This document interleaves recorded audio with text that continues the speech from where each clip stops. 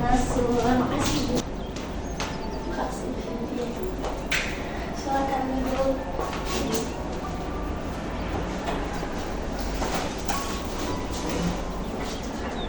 Halo, apa kabar? Oh Ibu, puji Tuhan kabarnya baik hari ini.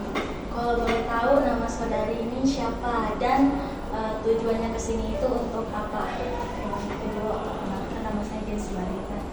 Kali ini tujuan saya ke sini untuk mau menceritakan ada sedikit problem yang saya alami saat ini. Seperti itu. Tapi sebelum memulai konseling ini, apakah setelah kegiatan ini masih ada kegiatan lain selanjutnya atau tidak ada?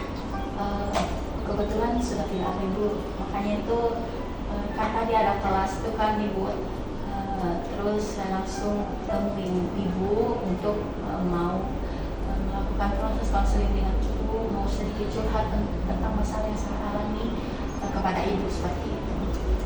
Saudari Jensi, sebelum kita memulai sesi konseling, perlu saudari ketahui bahwa di dalam konseling itu ada yang dinamakan asas kerahasiaan. Nah, asas kerahasiaan ini itu apa yang saudari sampaikan kepada saya tidak akan tersampaikan ke orang lain atau tidak akan bocor informasi yang ada yang sampaikan kepada saya. Oh iya Ibu, baik sih, terima kasih. Kalau boleh tahu, apa yang ingin saudari Jensi sampaikan atau yang ingin saudari Jensi utarakan pada kesempatan sesi konseling kali ini? Oke Bu, baik. Boleh saya langsung ceritakan ya Bu ya? Silakan. Kan seperti ini Bu, akhir-akhir ini saya mengalami kecemasan. Itu saya tahu karena sempat searching di Google kan, kenapa tuh tiba-tiba kayak panik, tiba-tiba cemas berlebihan, takut segala macam. Dan ternyata pas saat itu saya searching di Google, itu ada namanya anxiety disorder. Bukan saya mendiagnosa diri saya sendiri, akan tetapi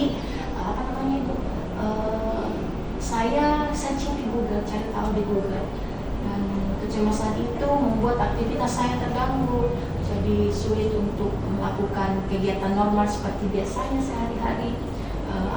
Sulit berkonsentrasi, kadang mengeluh, kadang sedih, pokoknya campur aduk lah Ibu masalahnya. Jadi saudara Jesse di sini mengalami sesuatu kecemasan yang berlebih begitu. Iya. Lalu apakah sebelumnya saudara Jesse sudah pergi berobat ke psikiater atau pergi ke dokter mungkin untuk mengkonsultasikan tentang penyakit saudara? Iya Ibu, kebetulan kan sempat cemas dan khawatir kan, karena kadang jantung berdebar-debar, perut sakit, terus menggigil, kadang keringat dingin seperti itu. Dan saat itu saya bersama orang tua pergi konsultasi ke dokter. Setelah menuju ke dokter, dicek segala macam, yang ditemukan itu asam lambung.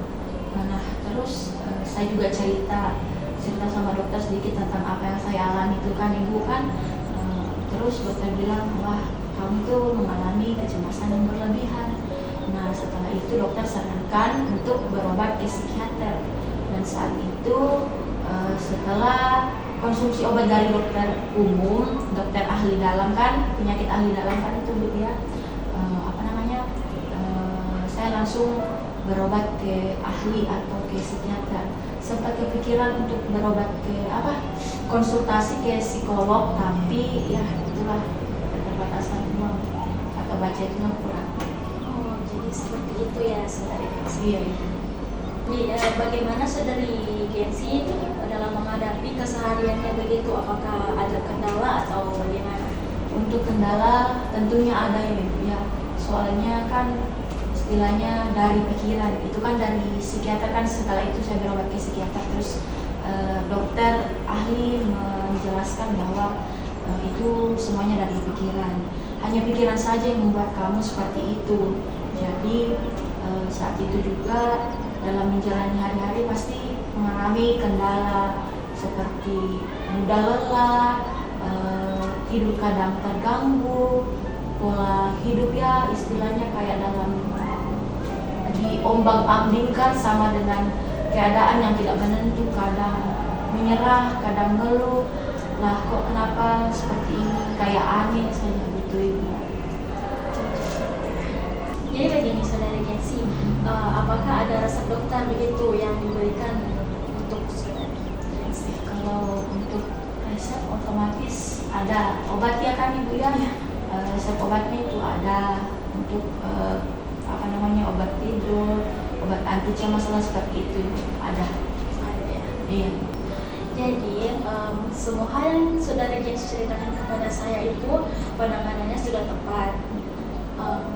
Dan saudara Jensi tidak perlu takut apabila dokter psikiater atau dokter apapun, dokter dimanapun yang saudara Jensi datangi, ketika dokter tersebut memberikan resep atau apapun itu, mungkin saudara Jensi tidak perlu takut untuk menerima dan menerimalah begitu apa yang dokter kasih.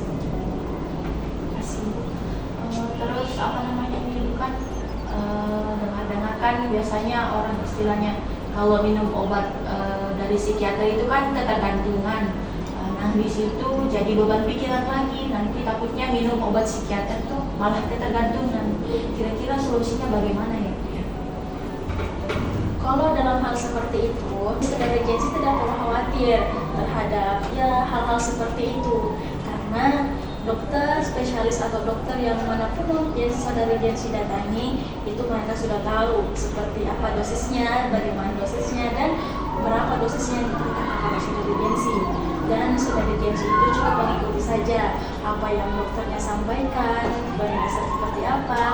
Saudara Jensi cuma mengikuti yang dokter tersebut sampaikan. Dan juga kalau bisa itu rajin olahraga, mungkin melakukan aktivitas di luar ruangan mungkin. Oke, baik Ibu, terima kasih atas masukan dan sarannya. Mungkin ke depan ini saya tidak perlu khawatir lagi karena istilahnya saya sudah berobat ke psikiater dan juga sudah konsul sama Ibu.